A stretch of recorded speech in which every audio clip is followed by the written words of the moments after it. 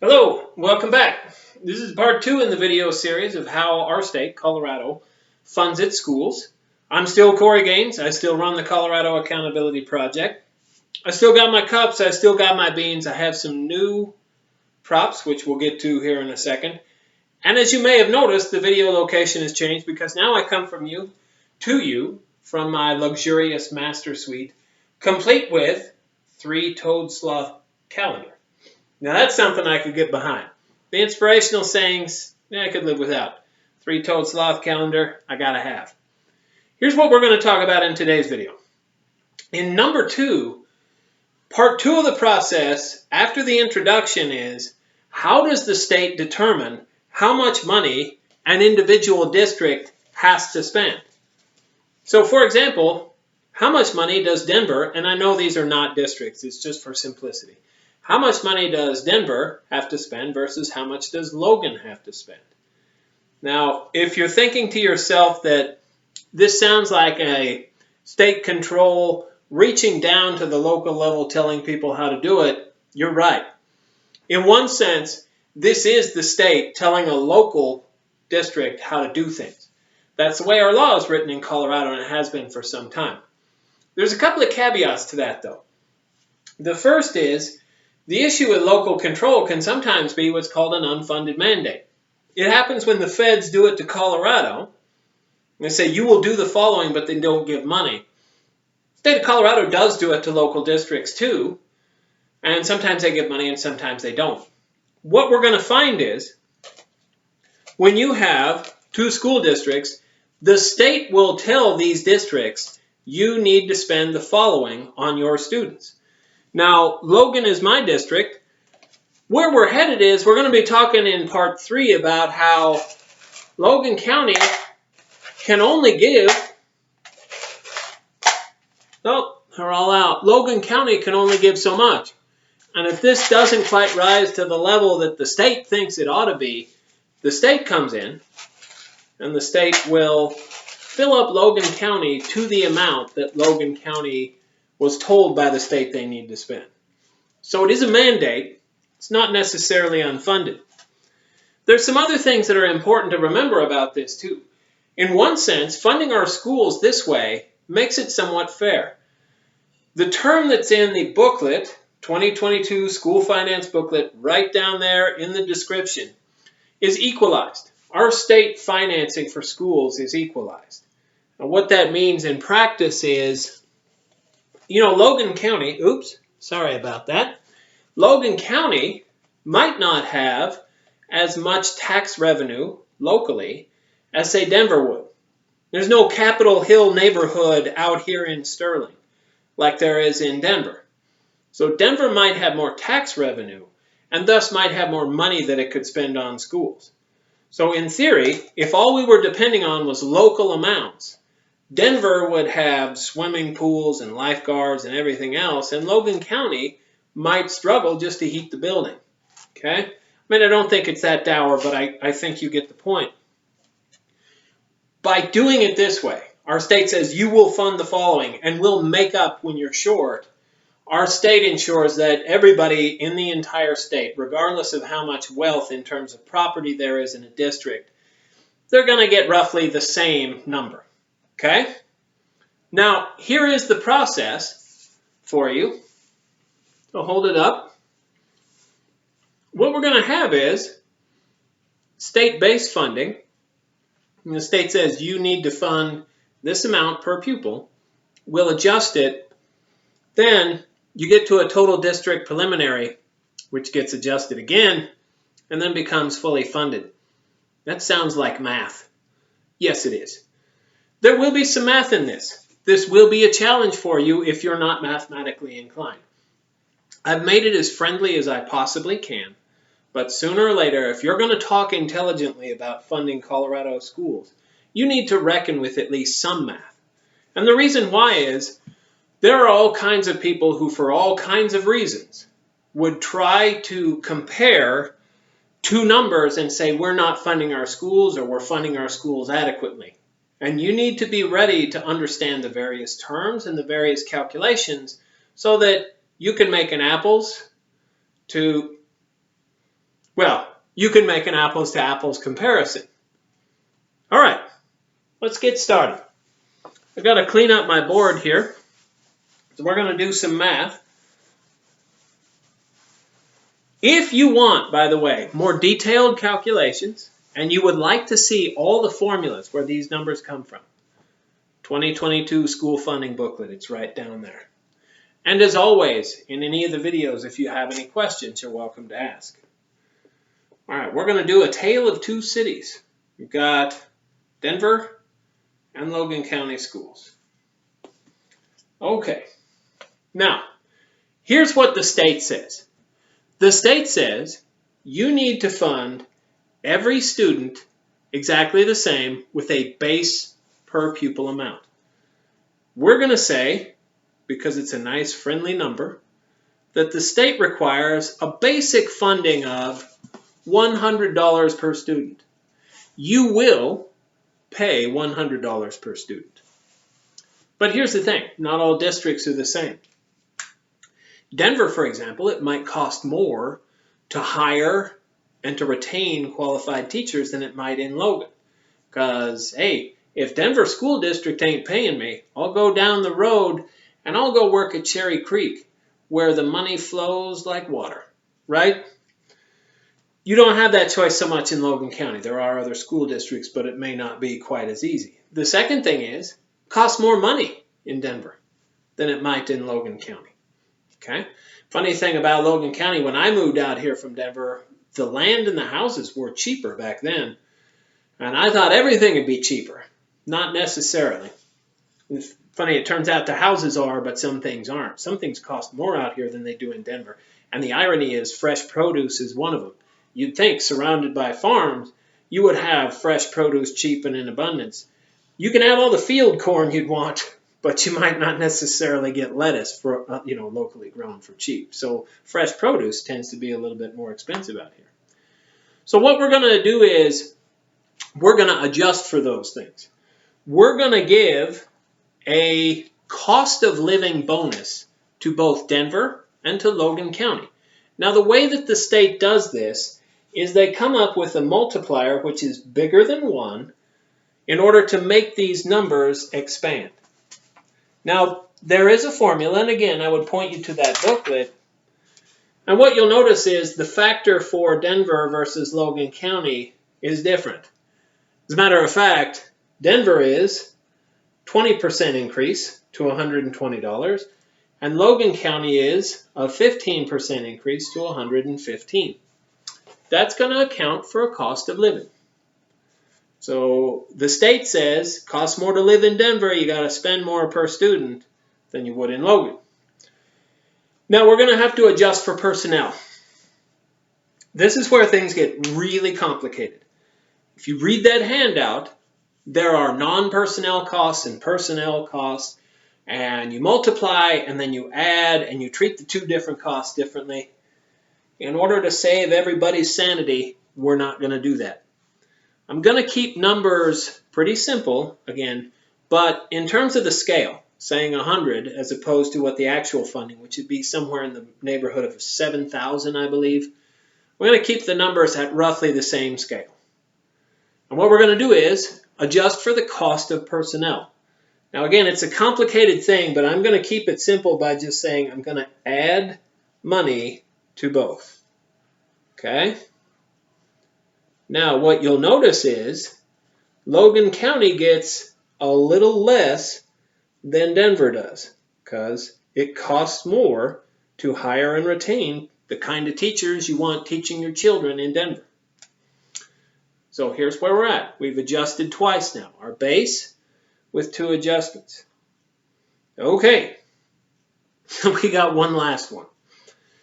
One last adjustment to this base, and that'll be called the preliminary per student funding, is we need to adjust for the size of the school district. There are economies of scale, okay, which say that, if Denver, a big district, they can save some money because they can spread out their costs over more schools and more students. Logan County is going to struggle with that because it's a lot smaller. So we're going to adjust for the size of the district. Everybody has to boost their funding. But because Denver is a bigger district, they're only going to get a 3% increase. Logan County, which is smaller, has to boost theirs by 25%. In other words, they go times 1.25. This is around the smallest it'll get because Denver is a big district.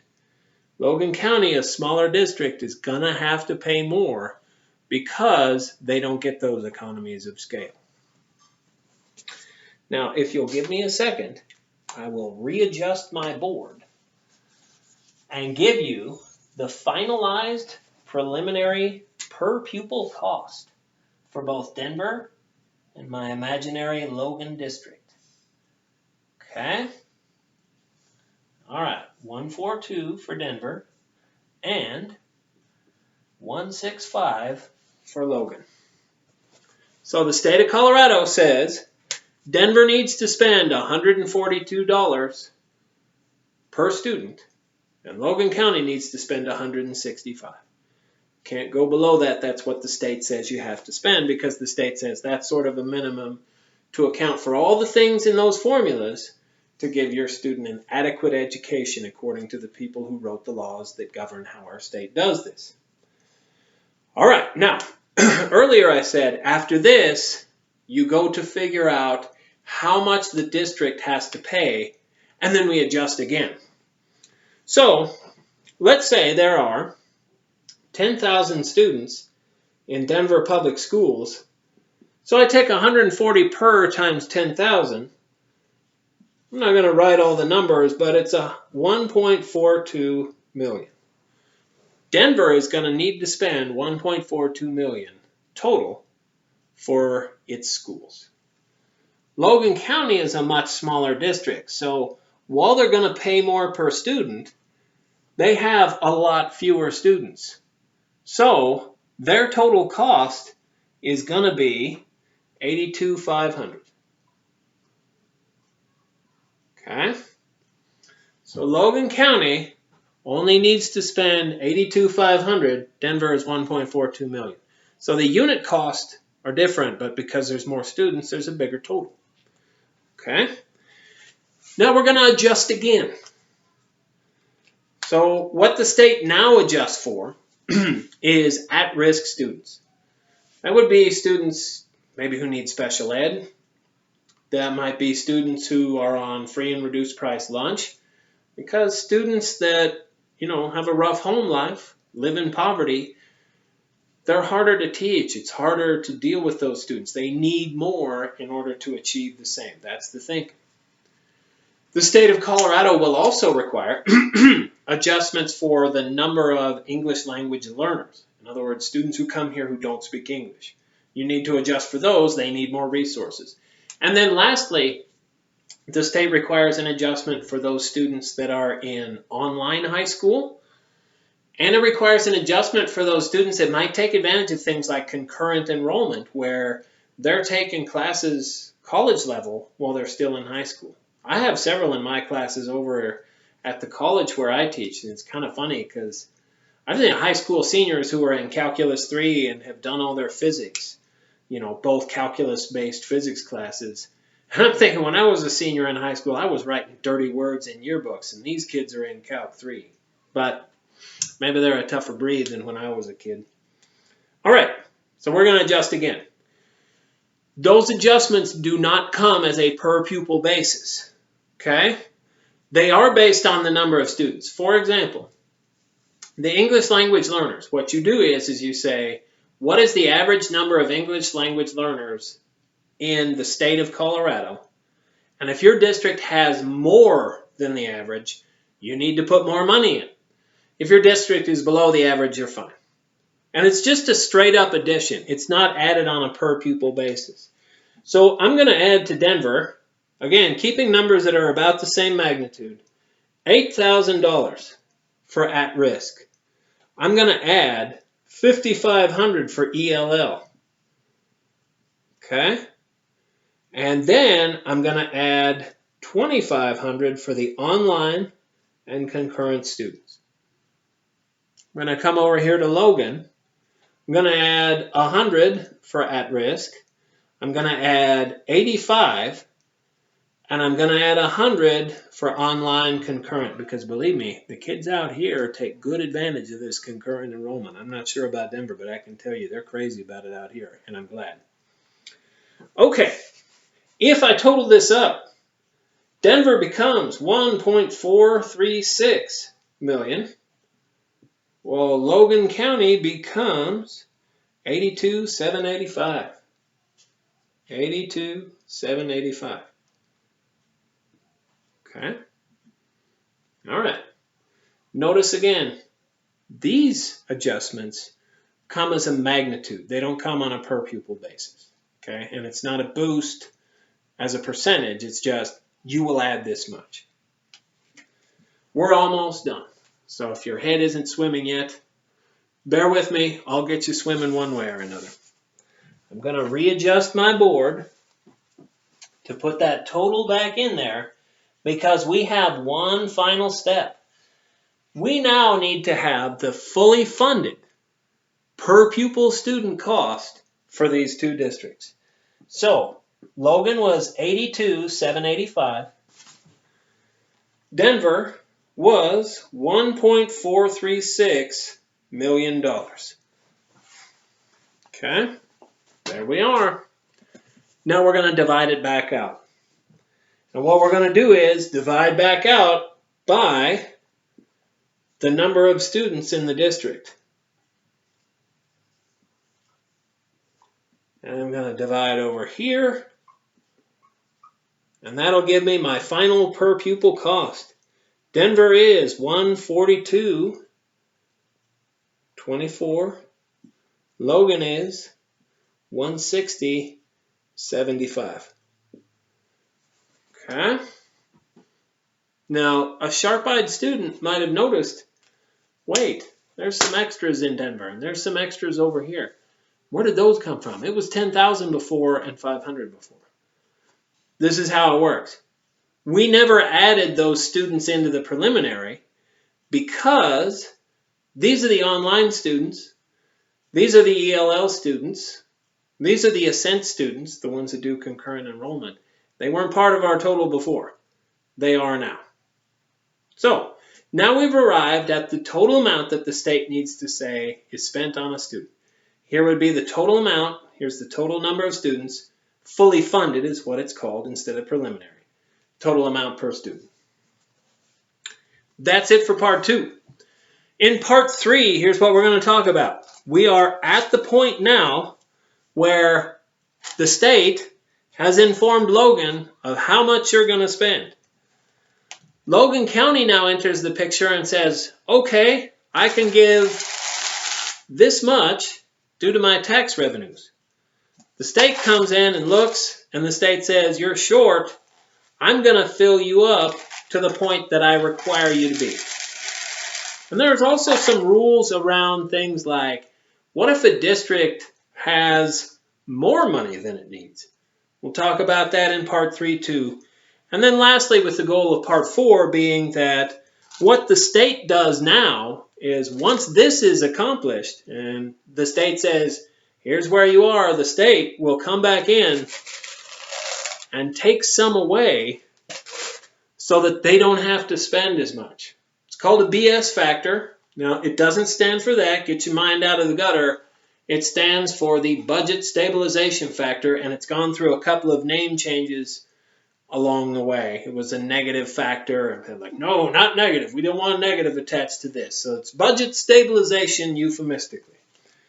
We'll talk about that, and what we'll talk about then is Senator Kirkmeyer's saying that the Democrats, despite record surplus budgets, past couple of years at least, that the Democrats have not fully funded education. We'll talk about how that works. As always, if there are any questions, please put them in the comments. Send me a message. Send me an email.